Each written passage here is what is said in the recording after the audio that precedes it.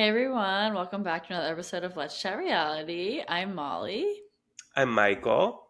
and today we're excited to be talking about the Love Island reunion, the challenge, and Big Brother. But first, how was your weekend, Michael, and your week so far?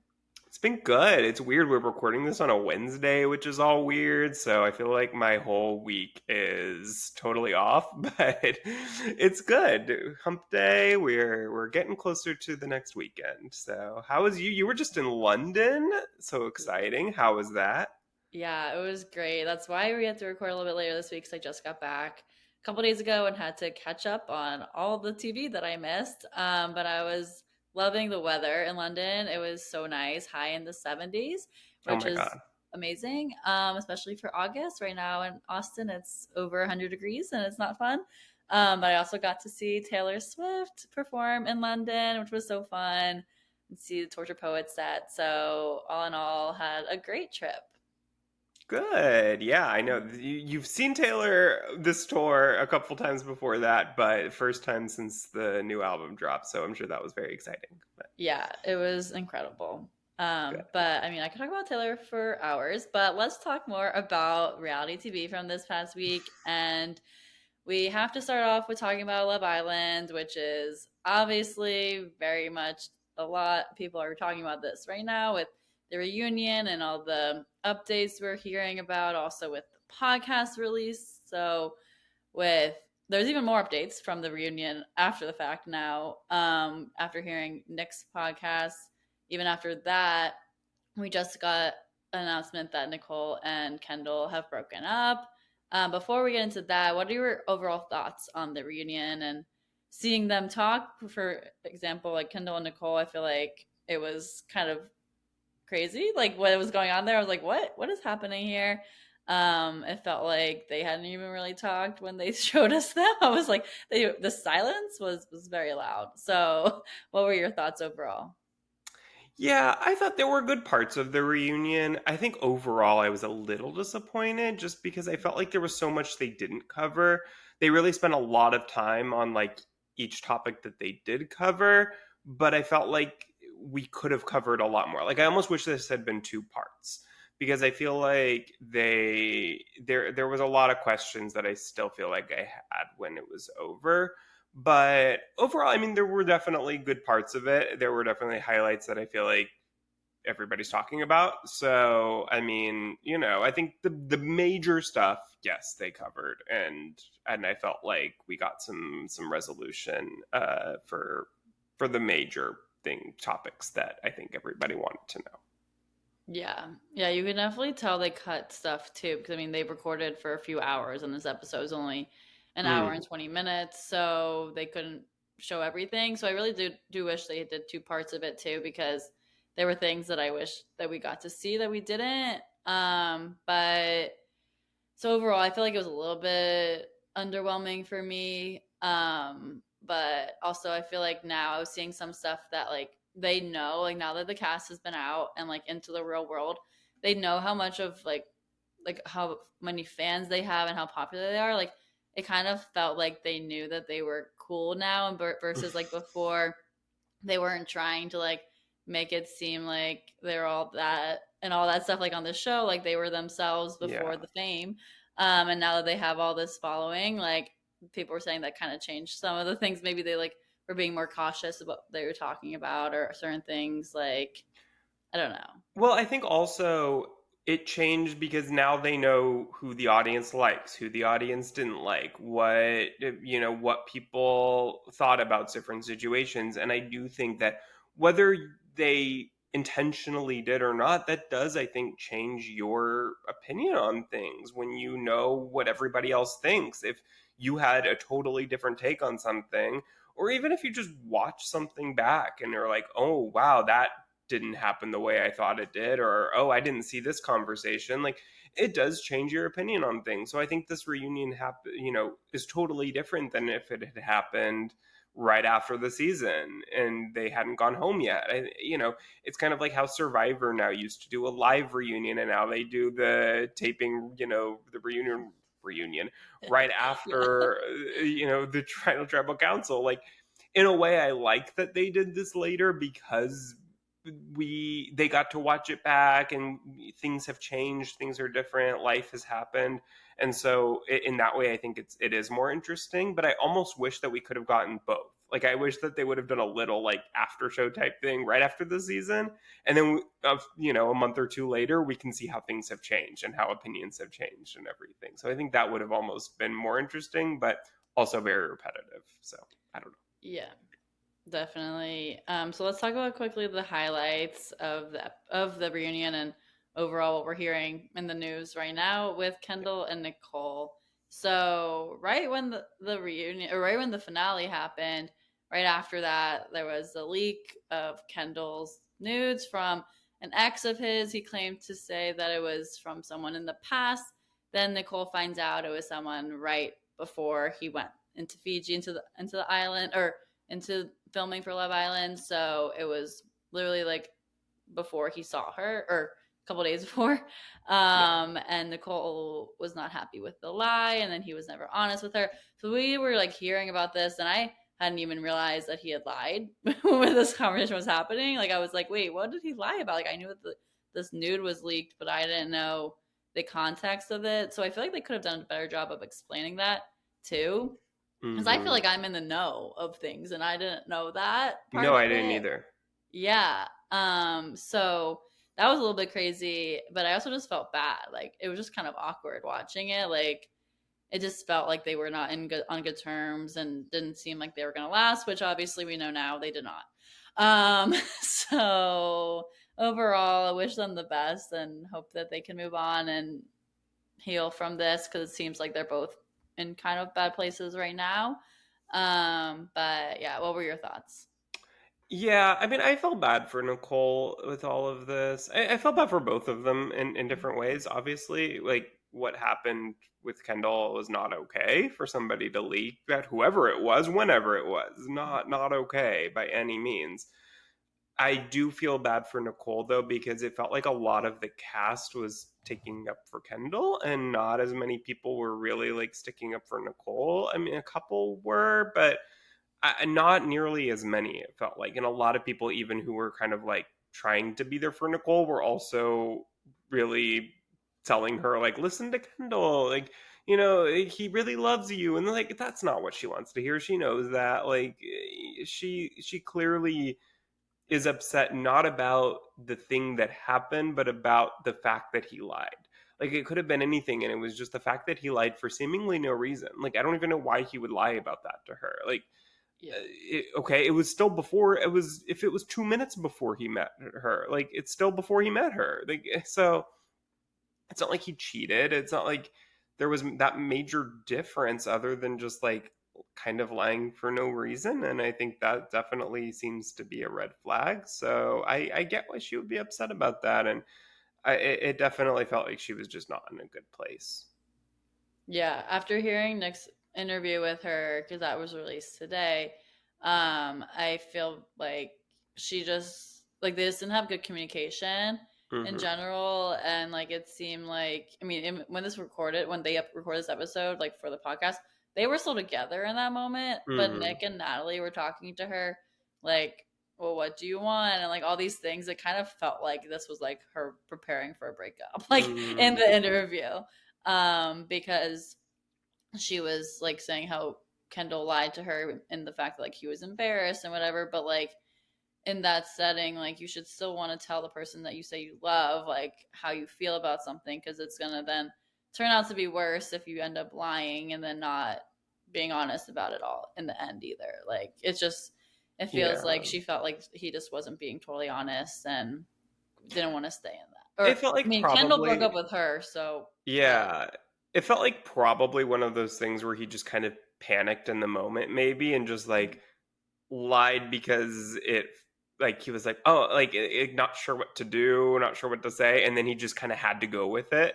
Like, it probably, I don't know, but in my mind, probably he like immediately realized he shouldn't have done that, but was just like, well, now I just have to go with it. Like, I really shouldn't have done that, but it was too late at that point. So then he just kind of had to keep lying, and then eventually he was never going to be able to always keep that forever. So I don't know. I think it was just, I don't think either of, or clearly not Nicole, but like, I don't think Hannah was being malicious. I just think that it was a bad judgment call, and but definitely still a red flag. So I completely understand why, even if it wasn't malicious, and even if she knew it wasn't malicious, that she would still be upset about it. And yeah, I just think probably these two were just not meant to be together.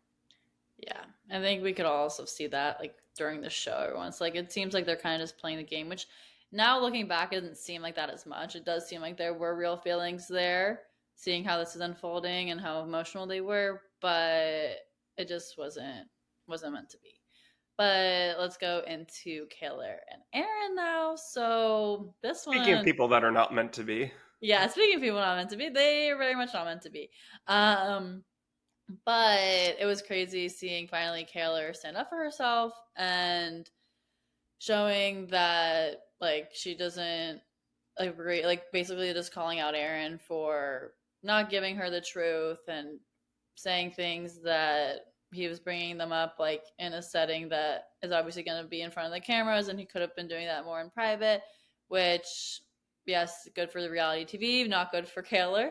um, so I feel bad for her in that, but we knew that they had been rocky ever since the BFFs pod, which also was sad to hear about how Aaron's grandpa passed away that morning. So definitely makes sense now seeing that back of how he was kind of out of it during that. So he was going through it. So it was just, I feel like there's just been a lot going on there, but also I'm happy now that they have broken things off and that they can both focus on healing and moving on from that. It's funny now looking back that the two couples that both said "I love you" to each other in in the house in the villa have now both broken up after the reunion, or since the reunion, or before the reunion. But yeah, so maybe they just crash and burn too fast. yeah, no, with Kaylor and Aaron, I mean, I was proud of Kaylor on this reunion for sure. That it was the first time that I think she felt confident enough to really go at him, because and I think like we were talking about with the fact that they now know the public perception. I think that Kaylor is a prime example of that, of somebody who now knows how the public feels about it. She's now seen the footage. She's talked to her family. She knows how they feel. And I think that it's like one of those things where in the villa, she was probably very torn of like, oh my God, well, like, I'm really mad at him, but what if I watch this back and it's not as bad as I think it's going to be? Or like, what if everybody's going to be on his side? Like, I could feel like Kaylor is one of those people who's like insecure enough about that, and young enough too. It's still where it's like she's not confident enough to really just stand in her convictions without knowing how everybody else feels about it around her. Mm-hmm. And so now that she did know that, I think she felt confident enough to be like, yeah, you're like, I am just gonna fully go 100% at you in this moment now.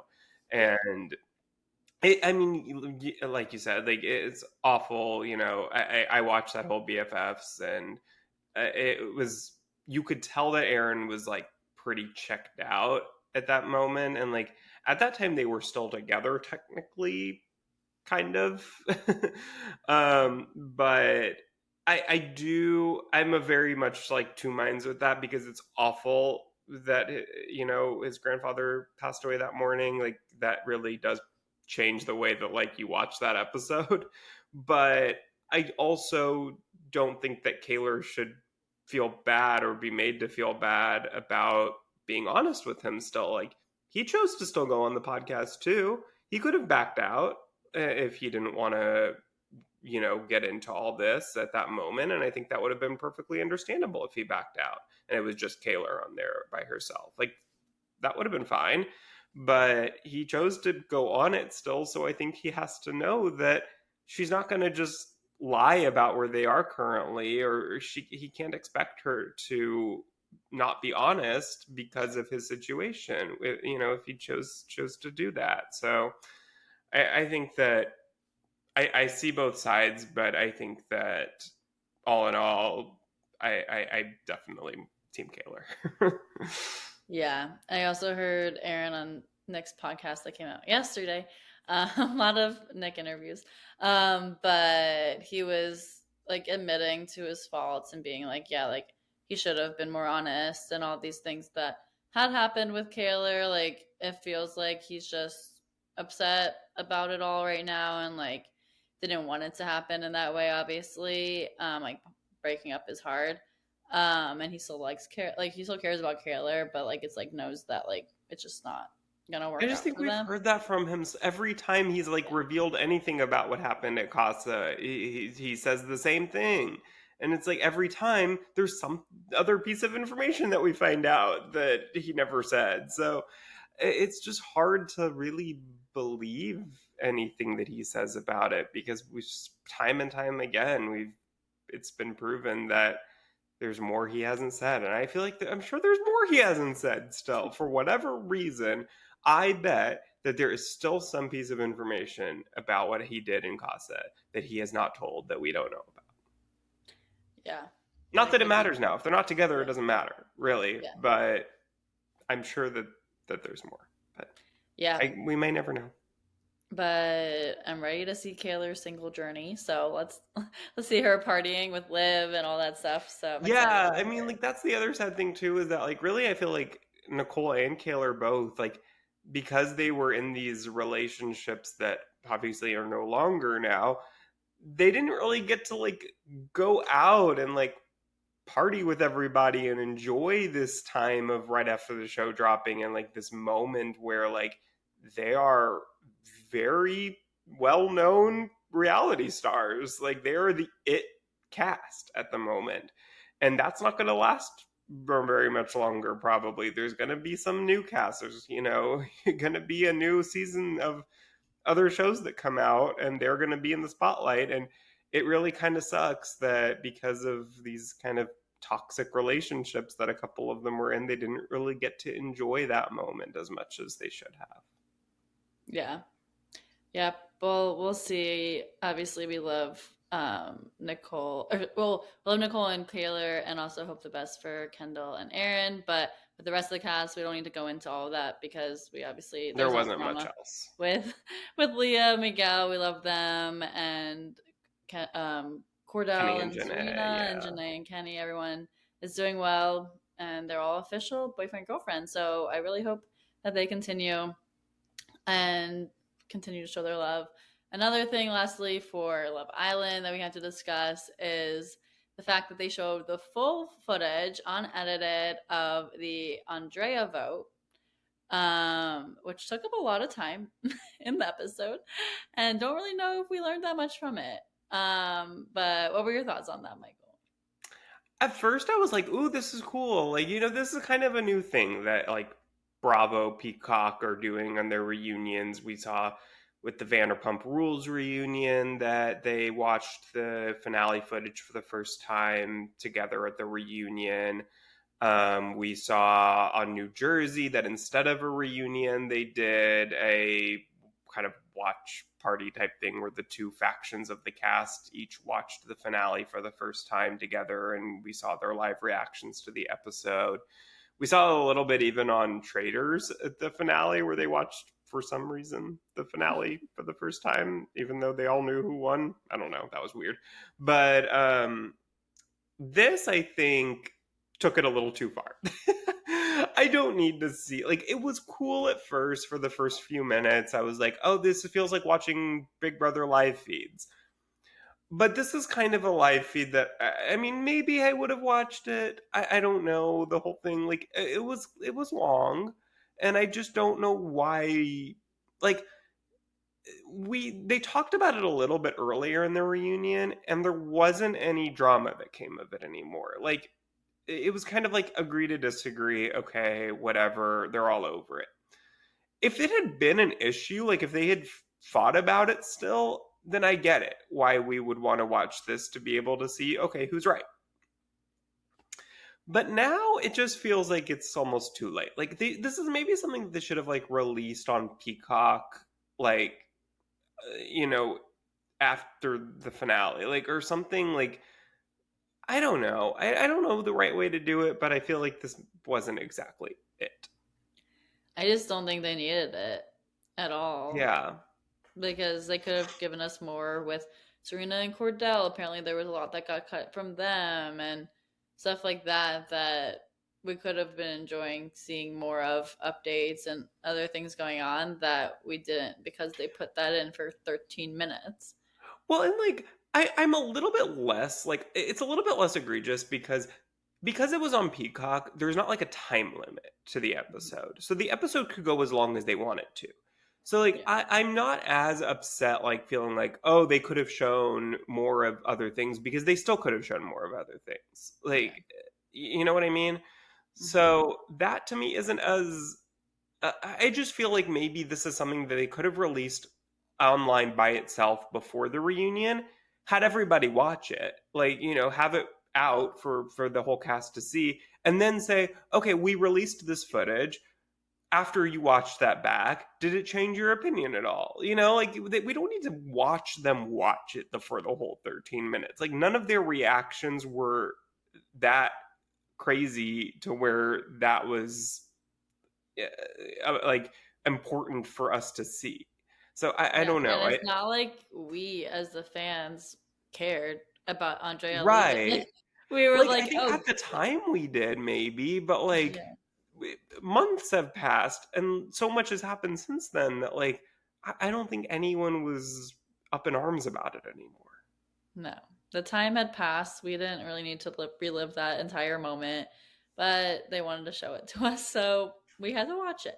Yeah. But It was cool seeing the overall, producer come in and having yeah. them talk to them. Like that part I thought was interesting because that's something you never see, but that was really the only Yeah, and part. like Liv like moving up into the seat and then back down. It was interesting to see how like they filmed that and edited it. Like we didn't see Liv back up in the seat. Like we only saw her on Yeah. the Yeah. ground. So it was like that was kind of cool, like the behind the scenes. But the exact combo wasn't necessary for Right. like us to see the entirety of it. But Yeah. it is what it is. But it's sad now that season 6 of Love Island USA is now finally over, sadly. But we're not gonna be missing out on any of the content because I follow all of them now, so I'll still be in the know of all their lives. Yeah, and we have Love Island Games coming up. I thought it was going to be later this year, but unfortunately, it's not till 2025. But I don't know.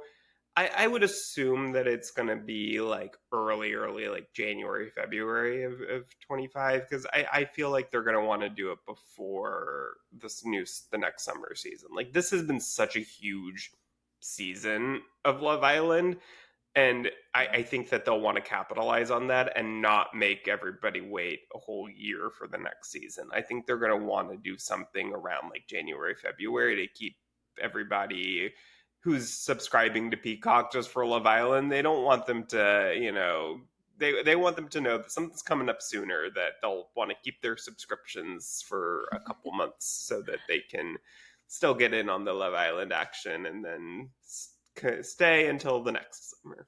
Yeah, Peacock was killing it because of the Olympics and Love Island. So Traders.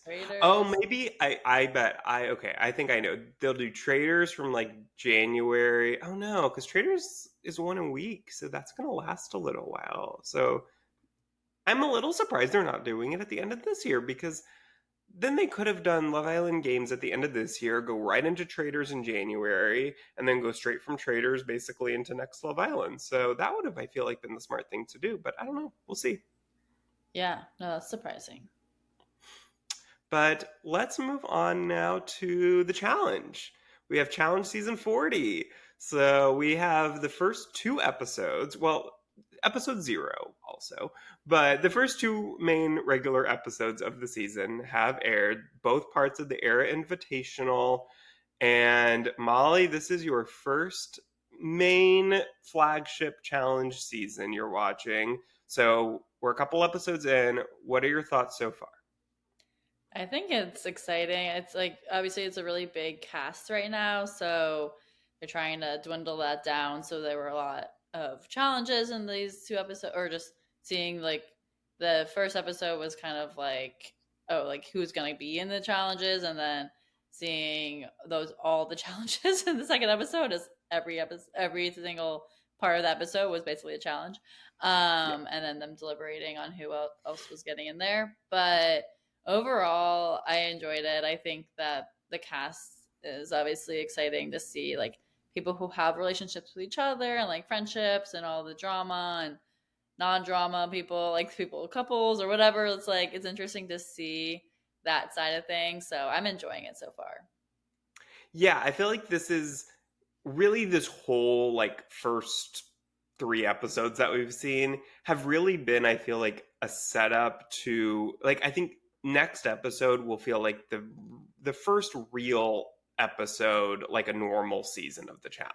Like Mm-hmm. it'll kind of be like our normal premiere episode. Like this was kind of like I feel like a way to almost decide who's going to be in the regular cast Yeah. for the It's like challenge the season 40. tryouts. Yeah, basically it's like the tryouts. It's like Yeah. their audition. Yeah.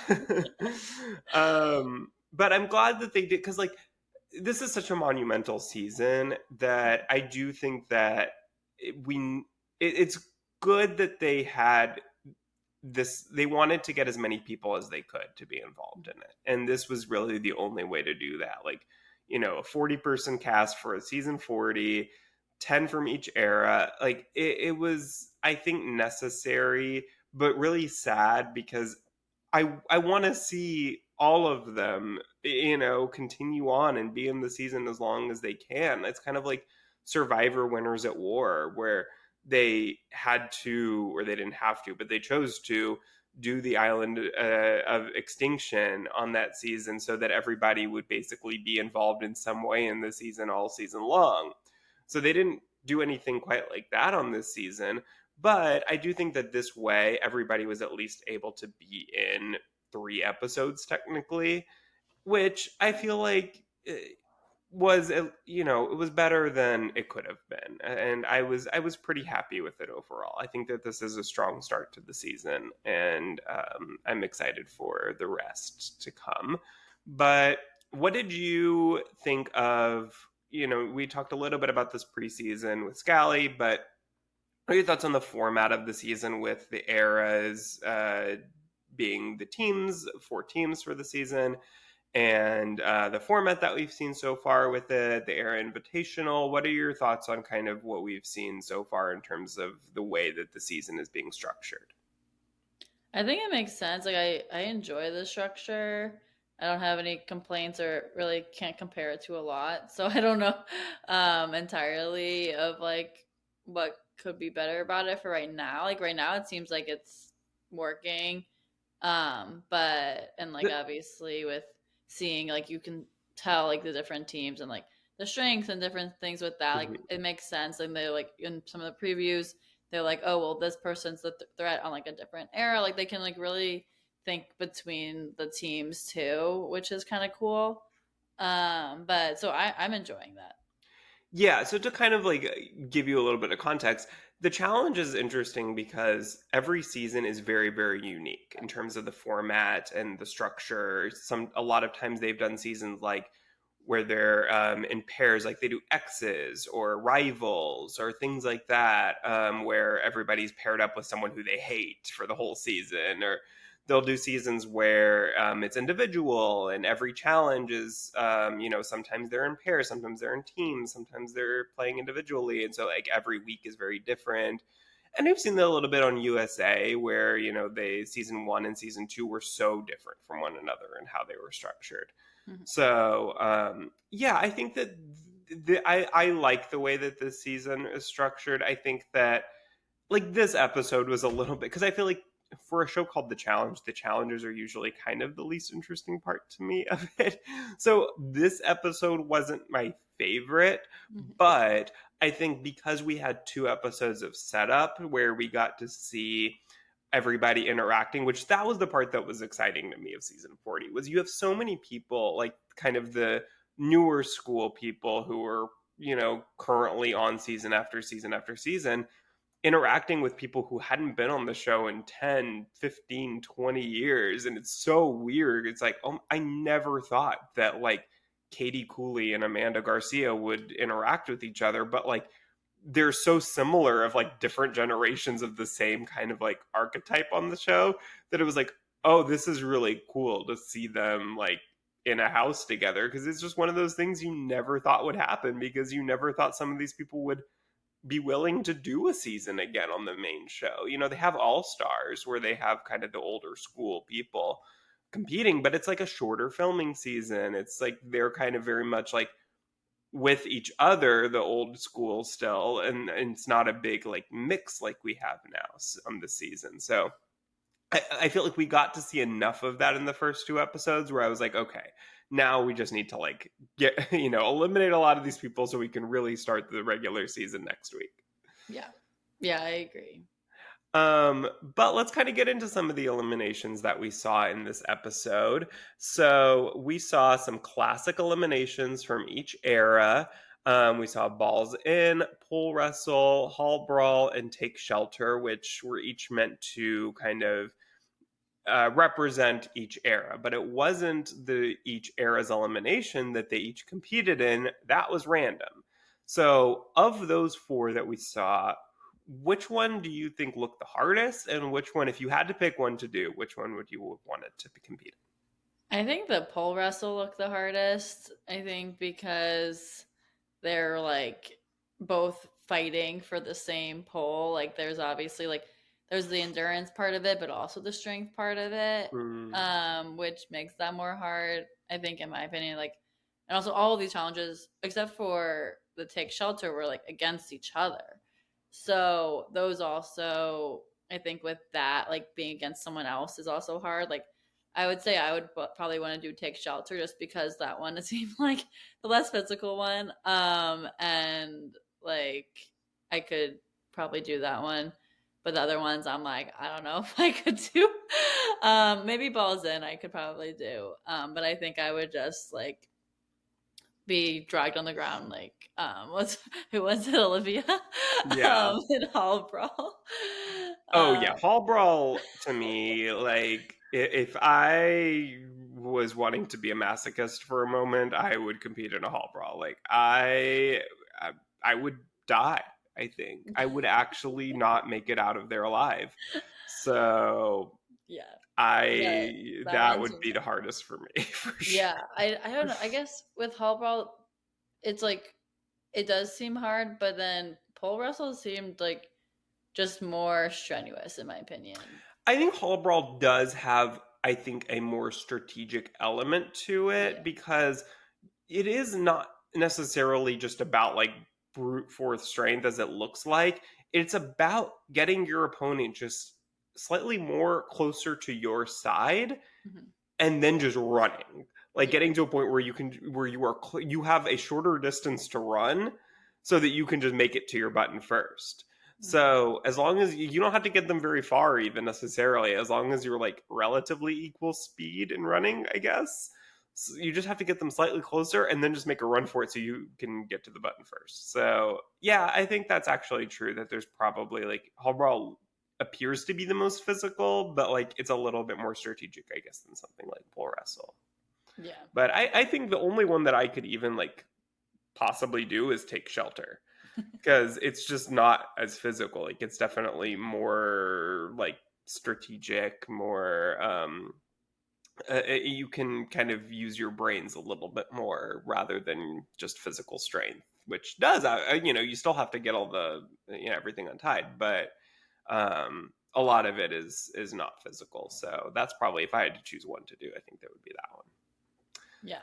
But did any of the matchups, so the were you surprised by anyone that was voted in based on? And I know you don't have all the history necessarily with all these people, but like based on the deliberations that we saw in the last episode, did any of the matchups that we saw, which were weird that we didn't really like get to see, we ended last episode not knowing who was going in, and then we started this episode as if we already should have known who was going in, and then we kind of saw some flashbacks to the decision making. But did any of that surprise you?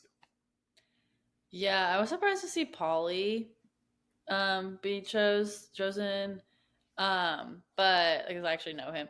Everyone else, I'm like, I guess I knew Amanda also. But I guess because she's had drama with people, like, kind of makes sense. Yeah. But I was sad that Polly ended up leaving when he got chosen in from there to be against Theo. But overall, I feel like it was, yeah, it's weird, like going back in time of them showing us the deliberations and then with them just being in the whichever challenge that they were put into for elimination. And it kind of felt like, oh, maybe we should have seen this before the challenges all started because I was like the timing of this is kind of weird right now. But I mean, I guess it's how they wanted to edit it, so that's how they did it. But I feel like for the viewer, it would have made more sense for us to just know who was going in at first. But what were your thoughts? Yeah, I wasn't surprised after seeing the deliberations necessarily by any of the ones that were chosen. There were a couple that surprised me a little bit. I honestly, with Tori being in, the one choosing, I was not surprised at all that it was Amanda. But I think if anyone else had been there, I would have been a little bit surprised if they had chosen Amanda over someone like Avery, just because Avery was only on 2 seasons of the challenge ever. And they were earlier on in her era. And so most people in that era either didn't know her at all or like hadn't spent a lot of time with her really. And so they do know Amanda a lot better than they know Avery. And so I do think that with her connections, even with her having a lot of drama with a lot of people, I do feel like she still has closer relationships with people on her era than Avery does. So like Amanda's argument was actually pretty strong there. Unfortunately, she was trying to make an argument to Tori who they just can't stand each other at all. So that was never going to work. But I think the other that surprised me, I was surprised that Rachel chose Anissa because Mm-hmm. they're exes. They dated in the past, and she It was. still chose her, and that was a little bit surprising to me. And we saw Anissa be really hurt by that in this episode. So that actually really surprised me quite a bit that she would have chosen Anissa there.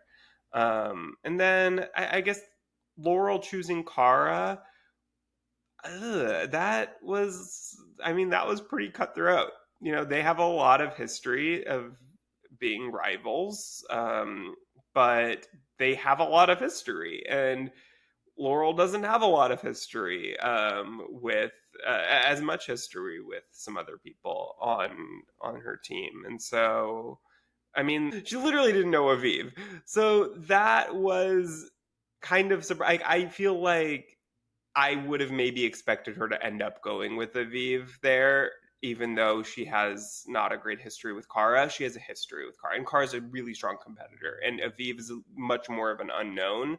So I was a little bit surprised that she didn't just kind of take the easy way out there, I guess, and choose Aviv. Yeah. But we saw who everybody who was chosen, all of the eliminations tonight. Who were you surprised by any of the results of those eliminations? Um, Not that. I feel like it kind of made sense on all those challenges or all those eliminations.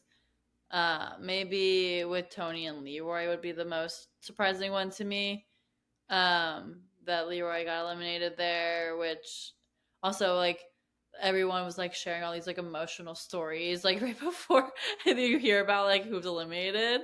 Like it's like you kind of can tell based on like Mm-hmm. the stories that they're sharing because it's like, oh, they're showing Bananas talk about how much she loves Leroy, and then Leroy leaves. Yeah. Um, and then with Nerese, it's like her boyfriend, her what's his name? Horacio. Horacio, yeah. Horacio saying how much is not gonna be okay if Nerese leaves, and then she leaves. Like it's like all this stuff is like it was built up to make it be like drama when it was like, okay, well, you can see them when you're home. Like it's Mm-hmm. okay. But overall, I wasn't that surprised. Yeah, I think that pretty much it was as expected for most of these. I think that I was a little surprised actually that Amanda did as well as she did against Naya. I think everybody expected that to just be a blowout, and Amanda got a point. She got the first point there, and I was like, "Whoa, wait a minute! This might not go as we all expected it to." Uh, but then I ended up winning that. So yeah, I think pretty much for the most part, like you said, they were all pretty much as expected results there. But I'm excited for the rest of the season. It's a really good cast. I it's sad to see all of these people go. I think losing Amanda this early is definitely a blow to the potential drama that we would have had this season. But we have plenty with Laurel, Cara, everything going on there. So I think we have enough drama on our hands, and we got to see some these first couple episodes with Amanda. So yeah, we will keep you posted. We will continue to cover this season. So let's move on to our last show, Big Brother. Molly, take it away. Yes. Well, has happened this past week in Big Brother world. First, let's start with the Cedric blindside. So I actually was slightly spoiled when I saw this because I hadn't seen it yet and I hadn't been keeping up while I was in London. But I was on my TikTok and accidentally scrolled by and it's like, Cedric Oh used his goodbye no. messages. So I knew that he was going home. So it wasn't like totally shocked. Yeah. But I still was shocked at the then seeing them like in the next episode, like when they were like deliberating to each other Mm-hmm. and talking about it, and they were all like, "Oh yeah, you're fine. Like we're voting for to eliminate what's her name? So, Rubina. Rubina." Yeah, I was like, it's just blanked. Okay, we're voting to for Rubina, and then so obviously that didn't happen. It was for Cedric. So that was like, okay, I didn't know that part of it. Mm. But overall, I was sad to see Cedric go because I love Cedric. But I mean, it does make sense for overall for people in the game. I think for that to have happened. But what are your thoughts? Yeah, so this it feels like 40 years ago that this Yeah. happened at this point. But we hadn't talked about it yet because this happened after our last episode we recorded. So yeah, I was really surprised that it ended up happening because it was all dependent on T-Core and Chemo Mm-hmm. to really make this vote flip happen. And T-Core and Chemo are known to talk about all these plans and not act on any of them. That is their MO, is just talking to each other, getting each other hyped up, like, yeah, we're good, let's do this, and then just not doing anything. Like they had talked for so long that they were gonna rat Leah out for her true feelings about Quinn, talking about Quinn behind his back, about how she doesn't like him, and they talked so long about doing that to get Leah to be Quinn to put Leah on the block, and they never did anything. They never told him, and then because they never told him, she didn't know, and he thought that Leah was on her side, and so she was never going to put Leah up. So the fact that they actually went through with this was pretty shocking to me. And then I think that episode was actually like so exciting, that last live episode, because this was only going to happen if Mackenzie won the AA Arena. And it was down to like milliseconds Yeah. that Mackenzie beat Rubina out. Like it was literally just because she got to her button first, because she has like a longer reach. She has big, can take bigger steps. Like it was literally that close that the camera wasn't even on Mackenzie. It was on Rubina because Rubina was the first one to get her balls all out. And she just couldn't get to the button fast enough as Mackenzie did. So that was like my heart rate got up watching that. And then it was still kind of unknown whether the flip was actually going to go through, but it did. And that was really exciting to watch because it was a blindside to a lot of people. And it was uh, I think that it was sad that it was Cedric that had to go because of that flip. Like, I almost wish it was someone like Cam who was a little less exciting to watch, because I think Cedric was really likable and Cedric was an exciting player. So it was really sucks that like this exciting moment had to be at the cost of losing Cedric, Mm-hmm. but I was still really glad it happened because it was just such good TV. Yeah. I mean, anytime a blindside happens, it's always exciting to watch. But then moving into for the next HOH, Tucker won. It was between Tucker and Quinn in the final, which that would have been a very different situation if Quinn had won versus if Tucker won. That veto ceremony was also really kind of tense because Yeah. Tucker outed the collective. He outed the Pentagon. He just, in front of the whole house, gave away all of their games. And, that's why Tucker is such an exciting player because normally you kind of hate the guy who wins everything because it just makes for such a boring season when either the same person or the same alliance just keeps winning every competition. But with Tucker, it's still really resulting in such entertaining TV because he does not care. He is totally fine going home. And I think that's what makes it, he just feels like he has nothing to lose. Because if he goes home next week, I think he's totally fine with it. He just wants to make good TV, make an exciting game. And so he's just pulling out all these theatrics and um the Pentagon would have probably run the game if it weren't for Tucker blowing it all up.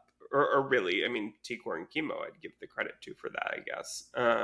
But they probably would have run this game in a lot of other seasons. And so for now, you know, Tucker, I mean, it's Tikor and Chemo and everyone who flipped the vote to kind of have disrupted that. And then for Tucker to just put the nail in the coffin, beat a dead horse, and just reveal everything about their alliances to everybody. Um, it's exciting. So, Yeah. yeah.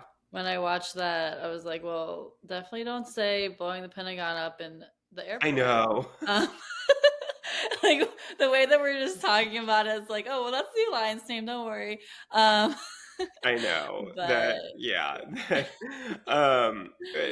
In one of Cedric's exit interviews, I think with RHAP, Taryn was telling him, was made a joke about that, and I really don't think Cedric got it. Like, it just kind of went over his head. he's kind of young, He is, yeah. so maybe he doesn't remember it. But Yeah, he either he had heard that too many times before. maybe he wasn't Maybe I'll even give him an born. out. Was he not born? Yeah, it's kind of crazy to think that people weren't born then. I don't know. Yeah, I don't even Wasn't know he that I want to know 22? the answer to And we're in that. 2024. We can look this up. Oh gosh. Um, but yeah, But yeah, like he may have like heard that joke already a bunch, so maybe that's why he didn't have much of a reaction to it. But I was like, oh my god, does he not like realize that? So yeah, that was kind of funny. But yeah. Well, who do you think is going to get evicted this week? Which we'll get to see tomorrow. So you're listening to this on Thursday tonight.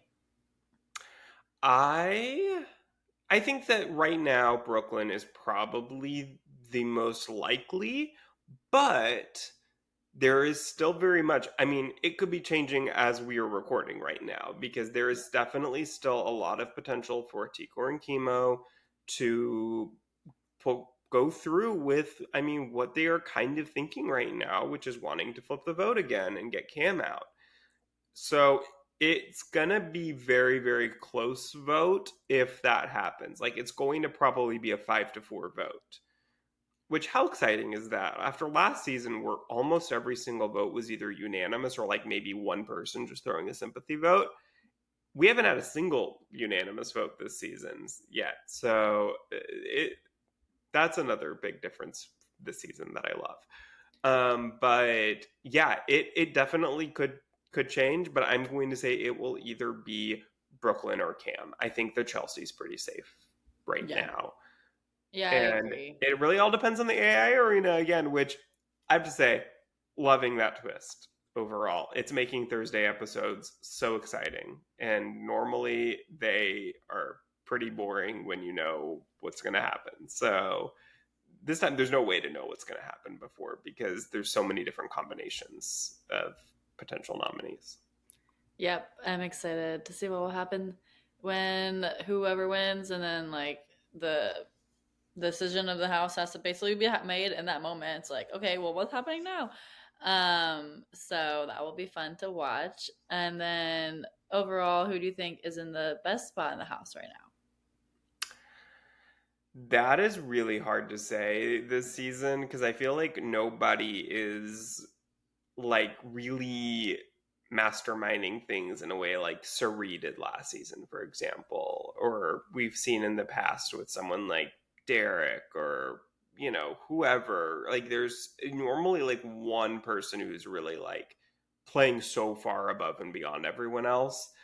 This season, there's really not, which like I will say I heard, and again, someone on RHAP, I forgot exactly who it was that said this, but they were saying that this season is so fun because it's a house full of people who most of them know enough about the game to not be like horrible at it, but they're not smart enough to know how to like to avoid all of this drama.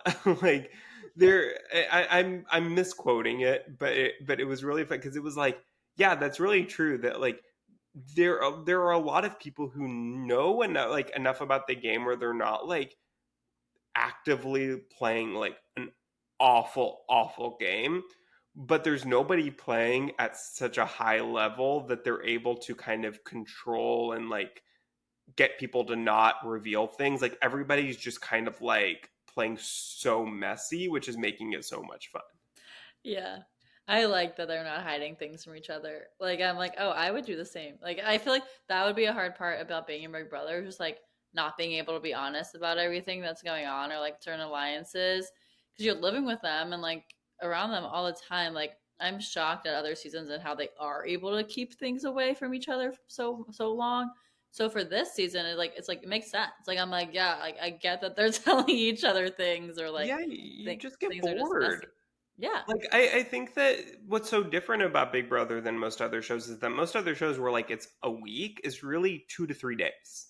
Yeah. And so it's a lot shorter time to like hide a secret or, hide a blind side from somebody. Whereas here it's like you have a full week to execute a plan and keep it a secret and make sure that nobody says anything, and it's so much time to just get paranoid and overthink and like, am I making the right decision by doing this, and then talking yourself out of it, and then somebody talks you back into it, and like there's just so much time to just do nothing but think. And I can completely understand how people get paranoid and crazy in there because I'm sure be the same exact way. Yeah, for sure. And we also saw this past week that there's some upcoming twists that we're going to be seeing soon with the AI investigator or instigator. And so for that, are you excited about the AI instigator twist? And who do you want to win it? So, for those who don't know, the twist is basically that America is voting on somebody to spread misinformation around the House anonymously. And so they will use their kind of like AI generated, what are they called? Like, figure, Person? like, what's I? I don't know. I just said AI generated person. Yeah, like that shows up in Ainsley's screen that they have. And avatars, that's the word I'm looking Oh, for. the avatar. Yeah. And they will be able to choose the avatar of whichever other house guest they want to get to say whatever information they want, whether it's true or not true. And they won't know who was the actually behind that message. So I actually like this because it's not really going to affect the game, I don't think, in any way. Like, I don't think anyone's going to believe anything that the avatars say. So I don't think it's like gonna really be a factor in the game, which is good because I just want the game to play normally. Like I don't want a twist to throw a wrench in everything and change the game. And like I was really afraid when they said it was gonna be America's vote that it was gonna be like voting for somebody to get this huge power. And I'm glad that it's not that. I'm glad that it is as minimally uh game changing as possible, pretty much. Yeah, for sure. I feel like it'd be fun if Quinn got it, just because I feel like it would be funny whatever he comes up with for it. But in general, all the house guests are Tucker.